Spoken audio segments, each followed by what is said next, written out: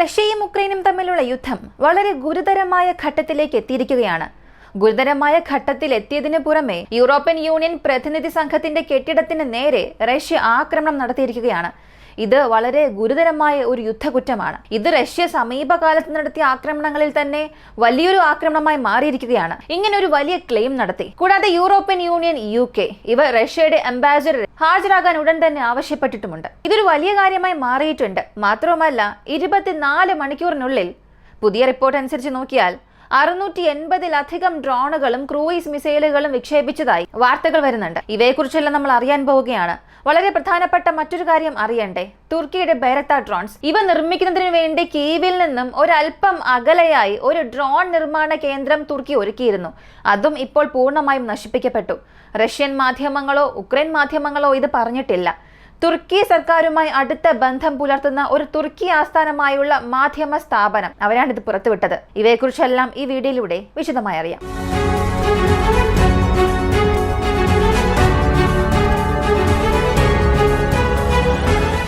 Russia, Ukraine ഇവർ രണ്ടുപേരും തമ്മിലുള്ള യുദ്ധം ദിവസവും സംഭവിക്കുന്നുണ്ട്. പക്ഷെ ഇതിപ്പോ ഒരു വലിയ പ്രശ്നത്തിലേക്ക് മാറിയിട്ടുണ്ട്. റഷ്യ ഇന്നുവരെയും ഉക്രൈനുള്ളിൽ നടത്തിയ ആക്രമണങ്ങളെ എടുത്തു നോക്കിയാൽ കൂടുതലായും മറ്റു രാജ്യങ്ങളുടെ കെട്ടിടങ്ങൾ അല്ലെങ്കിൽ മറ്റു രാജ്യങ്ങളിലെ സർക്കാർ ഓഫീസുകൾ, കോംപ്ലക്സുകൾ ഇങ്ങനെയുള്ള ഒന്നിനെയും ഇതുവരെയും അവർ നശിപ്പിച്ചിട്ടോ ആക്രമിച്ചിട്ടോ ഇല്ല. എന്നാൽ ഇന്നലെ റഷ്യ നടത്തിയ ഒരു സംഭവം, ആദ്യം ഈ ഡ്രോണുകളുടെ കണക്ക് നമുക്കറിയാം. ഇന്നലെ ഒറ്റ ദിവസത്തിൽ മാത്രം റഷ്യ 600 ഡ്രോണുകളാണ്, അതും ഈ ഷാഹി ഡ്രോണുകൾ, അവരുടെ പക്കലുള്ള മറ്റ് സൂയിസൈഡ് ഡ്രോൺസ്, ജെറാൻ ഡ്രോൺസ് എല്ലാം ഉപയോഗിച്ചിട്ടുണ്ട്. 29 ഇസ്കാന്ദർ മിസൈലുകളും മറ്റു ക്രൂയിസ് മിസൈലുകളും ഉക്രൈനെതിരെ ഉപയോഗിച്ചിട്ടുണ്ട്. ഇത് ഉക്രൈൻ വ്യോമസേന കമാൻഡർ തന്നെ സ്ഥിരീകരിച്ചതാണ്. റഷ്യ ധാരാളം മിസൈലുകളും ഡ്രോണുകളും വിക്ഷേപിച്ചുവെന്ന്. ഇത് സത്യത്തിൽ വൈകുന്നേരം വരെ വന്ന റിപ്പോർട്ടാണ്. രാത്രി സംഭവിച്ചത് വീണ്ടും ഒരു 50-ലധികം ഡ്രോണുകൾ, ക്രൂയിസ് മിസൈലുകൾ ഇവയെല്ലാം ഉക്രൈനെ നോക്കി അയച്ചിട്ടുണ്ട്. പ്രാഥമിക റിപ്പോർട്ടിൽ പറയുന്നത് 8 പേർ മരിച്ചുവെന്നാണ്. എന്നാൽ ഈ ഒരു എണ്ണം വീണ്ടും വർദ്ധിച്ചു. ഇപ്പോൾ 14 പേർ മരിച്ചതായി റിപ്പോർട്ടുകൾ വരുന്നുണ്ട്. വീണ്ടും ഈ ഒരു സംഖ്യ കൂടാനുള്ള സാധ്യത മാത്രമേ ഉള്ളൂ. കാരണം റഷ്യ കീവിൽ ആക്രമണം നടത്തുന്നത് വലിയ കാര്യമൊന്നുമല്ല. ഇടയ്ക്കിടെ മാസത്തിൽ 1-2 തവണ അല്ലെങ്കിൽ 2 മാസത്തിൽ 1 തവണയെങ്കിലും ഉക്രൈൻ തലസ്ഥാനത്തിൽ ഇങ്ങനെ ഒരു സ്ട്രൈക്ക് നടത്തും. എന്നാൽ ഇപ്പോൾ പ്രശ്നം ആരംഭിക്കാൻ തുടങ്ങിയിരിക്കുന്നത് ഈ ഹാർട്ട് ഓഫ് ദ സിറ്റി, ആ നഗരത്തിന്റെ മധ്യഭാഗം. അവിടെ 2022 മുതൽ ഇന്ന് വരെയുമുള്ള കണക്ക് നോക്കിയാൽ റഷ്യ അവിടെ നടത്തിയ ആക്രമണങ്ങൾ സിംഗിൾ ഡിജിറ്റ് മാത്രമേ കാണൂ. 10 പോലും വരികയില്ല. അതിലും കുറവ് മാത്രമേ ആക്രമണങ്ങൾ സംഭവിച്ചിട്ടുള്ളൂ. എന്നാൽ ഏറെ ദിവസങ്ങൾക്കും മാസങ്ങൾക്കും ശേഷം ഈ ഒരു സിറ്റിയുടെ മധ്യഭാഗത്ത് റഷ്യ ഇപ്പോൾ ആക്രമണം നടത്തിയിട്ടുണ്ട്. ഇത് വലിയൊരു ഞെട്ടൽ തന്നെ അവിടെ ഉണ്ടാക്കിയിട്ടുണ്ട്. ഈ ഒരു ആക്രമണത്തിലാണ് ഒരു റെസിഡൻഷ്യൽ കെട്ടിടവും അവിടെ തകർന്നത്. അവിടെയാണ് ആ ഒരു വലിയ സ്ഫോടനം ഉണ്ടായത്. 14 പേർ മരിച്ചു. അതിൽ 2 കുട്ടികളുമുണ്ട്. ഇതിനെക്കുറിച്ച് എങ്ങനെയാണ് പറയേണ്ടത്? അവിടെ ആളിക്കത്തിയ ആ ഒരു തീ അവരെ കൊണ്ട് നിയന്ത്രിക്കാനേ സാധിച്ചില്ല. 50 ഉക്രൈൻ അഗ്നിശമന വാഹനങ്ങൾ ഉണ്ടായിരുന്നിട്ട് കൂടിയും അവരെ കൊണ്ടത് നിയന്ത്രിക്കാൻ കഴിഞ്ഞില്ല. അത്രത്തോളം വലിയൊരു തീപിടുത്തം അവിടെ ഉണ്ടായി. എന്നാൽ ഇത്രയും വലിയൊരു തീപിടുത്തം സംഭവിക്കാൻ അവിടെ എന്തുണ്ടായിരുന്നു എന്നൊന്നും അറിയില്ല. അല്ലെങ്കിൽ ആ റെസിഡൻഷ്യൽ കെട്ടിടത്തിന് സമീപം ഉക്രൈൻ മറ്റെന്തെങ്കിലും സൂക്ഷിച്ചിട്ടുണ്ടോ എന്നൊന്നും അറിയില്ല. സാധാരണ സിവിലിയൻ കെട്ടിടങ്ങളിൽ ഇങ്ങനെ എന്തെങ്കിലും സംഭവിക്കുകയാണെങ്കിൽ റെസ്ക്യൂ വർക്കേഴ്സ് മാത്രമേ വരികയുള്ളൂ. എന്നാൽ ഉക്രൈനിൽ ഇപ്പോൾ സംഭവിച്ചിരിക്കുന്ന ഈ ഒരു കാര്യം, തീ അണയ്ക്കാൻ വേണ്ടി മാത്രം 50 ഫയർ ഫൈറ്റിംഗ് വെഹിക്കിൾസ് വന്നിട്ടുണ്ട്. വളരെ വലിയൊരു ആശയക്കുഴപ്പം തന്നെ ഇവിടെ സൃഷ്ടിച്ചിട്ടുണ്ട്. ശരി, ഉക്രൈൻ തലസ്ഥാനത്ത് അത്തരം ഒരു പ്രശ്നം സംഭവിച്ചു. അതുപോലെ റഷ്യ പ്രതിനിധികളെ ആക്രമിച്ചു. ഇതൊരു യുദ്ധക്കുറ്റമാണ്. ഇങ്ങനെയുള്ള വാർത്തകൾ ഉക്രൈൻ സൈഡിൽ നിന്ന് വന്നല്ലോ. അതെന്താണെന്ന് നോക്കിയാൽ ഉക്രൈന്റെ തലസ്ഥാനമായ കീവ്, അവിടെയുള്ള ഗവൺമെന്റ് ബിൽഡിംഗ്സിനടുത്ത് ഒറ്റയ്ക്കൊരു കോംപ്ലക്സ് ഉണ്ടായിരുന്നു.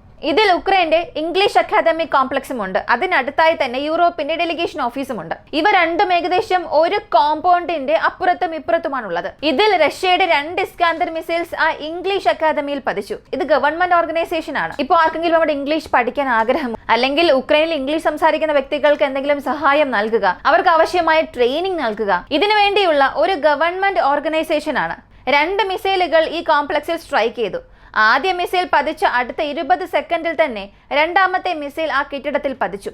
അവിടെ ഉണ്ടായിരുന്ന ഒരു വാച്ച് അദ്ദേഹത്തിന് ഗുരുതരമായ പരിക്കേറ്റു. എന്നാൽ ഈ പ്രതിനിധി ഓഫീസേഴ്സിനെ ആക്രമിച്ചു എന്ന് പറയുന്നുണ്ട്. അതിനെക്കുറിച്ചുള്ള വീഡിയോസ്, റിപ്പോർട്ടുകളൊന്നും പുറത്തു വന്നിട്ടില്ല. പഴയ കുറെ വീഡിയോസ്, ഫൂട്ടേജസ് ഒക്കെ വരുന്നുണ്ട്. അതായത് ഇസ്രായേൽ ഗാസയിൽ നടന്ന പ്രശ്നങ്ങളിൽ എടുത്ത ഫൂട്ടേജസ്, വീഡിയോസ് ഒക്കെ പുറത്തു വരുന്നുണ്ട്. അതൊക്കെ ഉക്രൈൻ മാധ്യമങ്ങൾ എടുത്ത് റീഷെയറും ചെയ്യുന്നുണ്ട്. അതുകൊണ്ട് തന്നെ ഇപ്പോൾ സംഭവിച്ചതിന്റെ സത്യാവസ്ഥ നമുക്കൊണ്ട് മനസ്സിലാക്കാൻ സാധിക്കുന്നില്ല. ഒരു പക്ഷെ അവിടെ റഷ്യ സ്ട്രൈക്ക് ചെയ്തിട്ടുണ്ടെങ്കിൽ ശരിക്കും അതൊരു വലിയ സെൻസിറ്റീവായ കാര്യമാണ്. മറ്റ് രാജ്യങ്ങളിലെ ഓഫീസേഴ്സിനെ ആക്രമിക്കുക എന്നുള്ളത് നമുക്ക് ഇസ്രായേൽ ഗാസ പ്രശ്നത്തിൽ കണ്ടിട്ടുണ്ട്. നേരിട്ട് അകത്തേക്ക് കയറി ആക്രമിക്കുക. റഷ്യ ഇത് ചെയ്തിട്ടുള്ളത് റീസെന്റ് ടൈംസിൽ ഇതാണ് ആദ്യത്തെ തവണ. ഇതിന് വലിയ രീതിയിൽ വിമർശനങ്ങളും വരുന്നുണ്ട്. UK ഇതിനകം തന്നെ റഷ്യൻ അംബാസിഡറെ വിളിച്ച് കാര്യങ്ങൾ ബോധിപ്പിക്കാൻ ആവശ്യപ്പെട്ടിട്ടുണ്ട്. യൂറോപ്യൻ യൂണിയനും അത് തന്നെ ചെയ്തു. അപ്പോ യാതൊരു ബന്ധവുമില്ലാതെ ഇടയ്ക്ക് തുർക്കി പ്രസിഡന്റ് എർദോഗൻ ഒരു കാര്യം പറഞ്ഞു, റഷ്യ ഉക്രൈൻ യുദ്ധം അവസാനിപ്പിക്കണം, റഷ്യയിലും ഉക്രൈനിലും സമാധാനം കൊണ്ടുവരാൻ ഞങ്ങളെ കൊണ്ട് കഴിയുന്ന സഹായം ഞങ്ങൾ ചെയ്യാൻ തയ്യാറാണ്. പക്ഷേ ഇവിടെ 2 ദിവസത്തിന് മുൻപ് ഒരു വലിയ ഡ്രോൺ സ്ട്രൈക്ക് സംഭവിച്ചല്ലോ. അപ്പോൾ ഇദ്ദേഹം എന്തെങ്കിലും പറഞ്ഞോ? ഇല്ല. ശരി, റഷ്യയുടെ ന്യൂക്ലിയർ പവർ പ്ലാന്റ് ഉക്രൈൻ ഒരു സ്ട്രൈക്ക് നടത്തിയല്ലോ, ട്രാൻസ്ഫോമർ പോലും സിവിയർ ഡാമേജ് ആയല്ലോ, അപ്പോഴെന്തെങ്കിലും ഇദ്ദേഹം സംസാരിച്ചു എന്ന് ചോദിച്ചാൽ ഇല്ല. പിന്നെയും എന്തുകൊണ്ട് ഇപ്പോൾ യാതൊരു ബന്ധവുമില്ലാതെ ഇങ്ങനെയൊക്കെ പറയുന്നത് എന്ന് ചിന്തിച്ചുകൊണ്ട് ചില ഡാറ്റാസ് നോക്കുമ്പോഴാണ് തുർക്കിയുടെ ബൈറത്താർ ഡ്രോൺ. ഇന്നത്തെ ഈ ഡ്രോൺ ഫീൽഡിൽ നോക്കിയാൽ അൺമാൻഡ് എയ്രിയൽ കോമ്പാക്ട് സിസ്റ്റംസിൽ പ്രിസിഷൻ സ്ട്രൈക്ക് നടത്താനുള്ളതിൽ one of the best platform ഇതാണെന്ന് പറയാം. തുർക്കിക്കെതിരെ നമ്മൾ നിരവധി ആരോപണങ്ങളൊക്കെ ഉന്നയിച്ചാലും അവരുടെ സാങ്കേതിക വിദ്യയിൽ ചില പോരായ്മകൾ ഉണ്ടെങ്കിലും ഈ ബൈറത്താർ ഡ്രോൺസ് എന്നത് സാങ്കേതികമായി ഒരു നല്ല ഡ്രോൺ തന്നെയാണ്. ഉക്രൈൻ ഈ ഡ്രോണുകൾ ഉപയോഗിച്ച് വരികയാണ്. റഷ്യ പലപ്പോഴും അവയെ വീഴ്ത്തിയിട്ടുണ്ട്. ഇവയെല്ലാം തുർക്കിയിൽ നിന്നാണ് ഉക്രൈനിലേക്ക് വരുന്നത്. എന്നാൽ റഷ്യയുടെ റെഡ് ലൈൻ എന്താണ്? മറ്റ് രാജ്യങ്ങൾ ഡ്രോൺസ് ഒന്നും ഉക്രൈൻ നൽകാൻ പാടില്ല. അങ്ങനെ നൽകുകയാണെങ്കിൽ വളരെ ഗുരുതരമായ ഒരു പ്രത്യാഘാതം തന്നെ ഉണ്ടാകുമെന്ന് പറഞ്ഞിരുന്നു. അതിനാൽ തുർക്കി ഇപ്പോൾ ചെയ്തത് തലസ്ഥാനമായ കീവിൽ നിന്നും 8 കിലോമീറ്റർ അകലെ ഒരു വലിയ ഡ്രോൺ നിർമ്മാണ കേന്ദ്രം നിർമ്മിച്ചു. മുഴുവനും ഫോറിൻ ഇൻവെസ്റ്റേഴ്സ് വഴി ചെയ്തു. ഇതിന്റെ മൊത്തം കോസ്റ്റ് തന്നെ പല ബില്യൺ ഡോളേഴ്സും കഴിയുമെന്നാണ് എസ്റ്റിമേഷൻസ് വരുന്നത്. ചില വീഡിയോസും ഫൂട്ടേജസും ലഭിച്ചിട്ടുണ്ട്.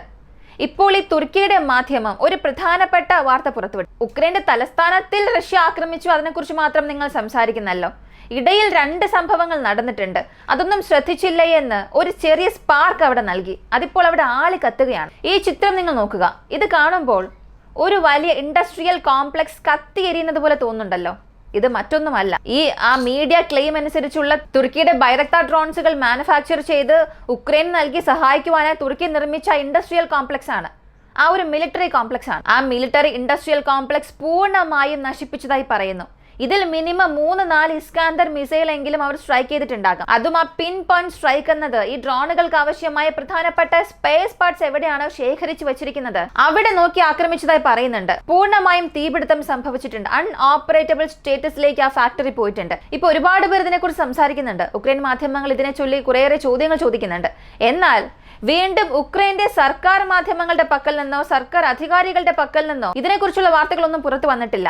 ഇതിനെക്കുറിച്ചുള്ള വാർത്തകൾ ഇനി പുറത്തു വരുമോ എന്നും അറിയില്ല. അപ്പോൾ ഇതിന് മുൻപ് സംഭവിച്ച നഷ്ടങ്ങൾ, ഉക്രൈൻ തലസ്ഥാനെ ആക്രമിച്ചു അല്ലെങ്കിൽ അതിനടുത്തുള്ള പ്രധാനപ്പെട്ട ബിൽഡിംഗ്സിനെ ആക്രമിച്ചതൊന്നും ഉക്രൈന് വലിയ നഷ്ടമായി മാറില്ല. എന്നാൽ തുർക്കിയുടെ ഇൻവെസ്റ്റ്മെന്റ് അവിടെ നശിപ്പിച്ചിട്ടുണ്ട്. തുർക്കി വഴി ഉക്രൈനിലേക്ക് വരുന്ന ഒരു ഇൻവെസ്റ്റ്മെന്റ് നശിപ്പിച്ചു. അത് തുർക്കിക്കും വലിയൊരു പ്രശ്നമാണ്. ഇവിടെ ഉക്രൈനും വലിയ നഷ്ടം തന്നെയാണ്. ഇപ്പൊ യാതൊരു ബന്ധവുമില്ലാതെ റഷ്യ എന്തിനിങ്ങനെ ചെയ്യണം? ഈ സംഭവിച്ച ഇവന്റ്സ് എല്ലാം പറഞ്ഞു. 680ഓളം ഡ്രോൺസ് വെച്ച് ആക്രമിച്ചു. എന്തുകൊണ്ട് ഇപ്പോൾ യാതൊരു കാരണവുമില്ലാതെ റഷ്യ ഇങ്ങനെ ചെയ്യണം? ഇങ്ങനൊരു ആക്രമണം നടത്താനും വേണ്ടി ഉക്രൈൻ എന്താണ് ചെയ്തത് എന്നൊരു സംശയം നിങ്ങൾക്ക് വന്നിട്ടുണ്ടാകാം. ഇന്നലെ റഷ്യയുടെ തലസ്ഥാനത്തെ നോക്കി ഒരു 114 ഡ്രോണിലധികം ഉക്രൈൻ അയച്ചിട്ടുണ്ട്. സൂയിസൈഡ് ഡ്രോൺസ് അയച്ചിട്ടുണ്ട്. ഇതിൽ 39ലധികം ഡ്രോണുകൾ മോസ്കോ ഒഫൻസീവ് റീജിയനിൽ വെച്ച് തന്നെ ഇന്റർസെപ്റ്റ് ചെയ്തിട്ടുണ്ട്. അതായത് ഏകദേശം 20-25 കിലോമീറ്റർ വെച്ച് തന്നെ റഷ്യ ഡിഫെൻഡ് ചെയ്തു. കൂടാതെ വീണ്ടും ഒരു 7 പ്രവശ്യയെ നോക്കി ഉക്രൈൻ ഇങ്ങനെ ഒരു ഡ്രോൺ സ്ട്രൈക്ക് നടത്തിയിട്ടുണ്ട്.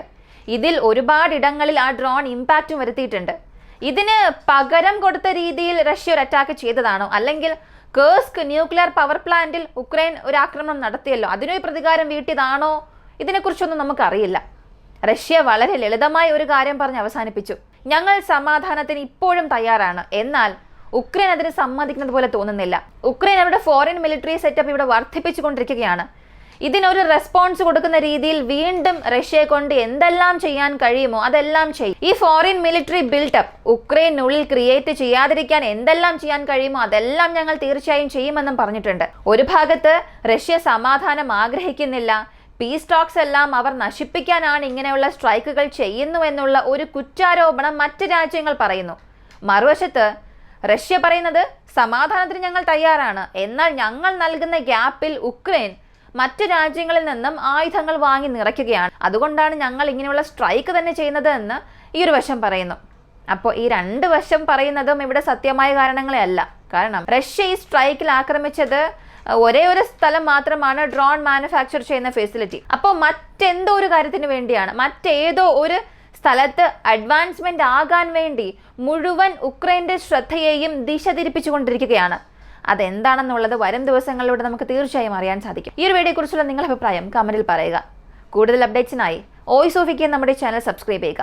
മറ്റൊരു വീഡിയോയുമായി വീണ്ടും കാണാം.